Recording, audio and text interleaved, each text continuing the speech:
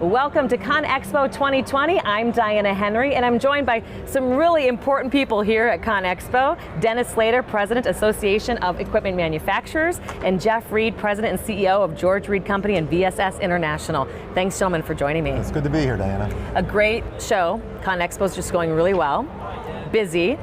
Let's talk about something that you guys just released here this week, the new Economic Impact Report. What is it showing from an equipment manufacturer's impact, Dennis, on the contribution to the U.S. economy? I think one thing, it's really important to come to a venue like this when the whole industry's here and bring this survey here now. What we're trying to do with it is show the importance and the economy of our industry. So 2.8 million people are employed in this industry. It has a huge economic impact on the country. So what we want to do with that is show numbers of how important it is, and then relate those numbers when it comes to issues. So you start talking about, what a trade policy or something else does to affect things. We can say these 2.8 million people depend on good policies to stay employed. So let's talk about how we're going to use this information then for the presidential election year. We're in it, right, Jeff? Talk a little more about that for us, please.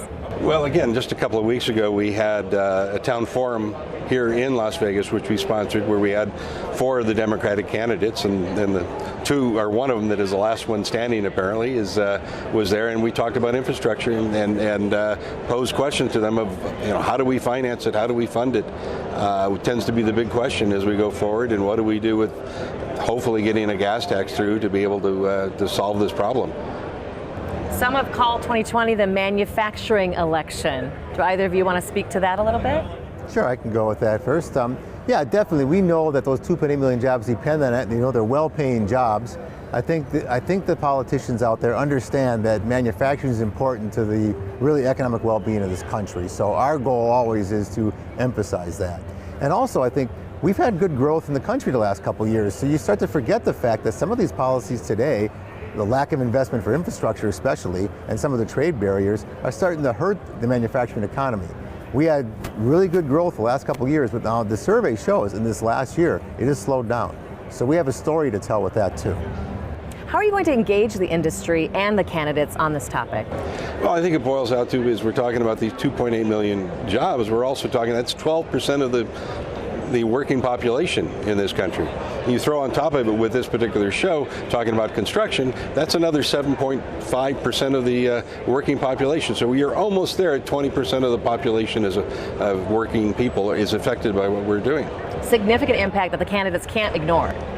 No, and quite honestly, it's been too long ignored on financing and taking care of our infrastructure. It had been too long since we've had a highway bill through the legislature, through the Congress, to be able to solve this problem. Yeah, and to tell that story, that it's an investment. So if we work on our roads and bridges and our ports, what really we do is we invest in the country to make ourselves more competitive with that. So it isn't just a tax or an expense, it's something that will be there after we're done. It builds the future. Absolutely builds the future. Let's talk about the AEM 2020 Manufacturing Express. You're going to hit the road. Jeff? Yes, we're going to hit the road this summer with the bus, and it'll be touring to probably 60 different manufacturing locations. It will be at both the Democratic and the Republican national conventions, so we'll be doing a lot of time in between at different places across the country, and trying to bring home the point of what manufacturing is in this economy. Yeah, and talking too, we want to talk to the employees of these companies. So when we get to a stop, we'll get out, we'll talk about our message, we'll do interviews with candidates who are there, and really get out there and tell a story. So in each stop there, it isn't just the corporation that benefits of the company, it's their employees that say, oh yeah, my job does depend on exports, or my job depends on infrastructure. You can't do this alone, so you do need that participation of other people telling their story, right? Absolutely, and the fact is we have 50,000 followers already that work with I Make America, which is part of this, part of our campaign, and we want to activate them to get out there during this election year and talk about manufacturing. Gentlemen, it's a great topic. We could talk all day about it. Thanks for the work you're doing. Thanks for putting on a wonderful ConExpo for us. It's great to be here. When your dealer services your cat, they know there's a lot more riding on it than just you. Let's do the work.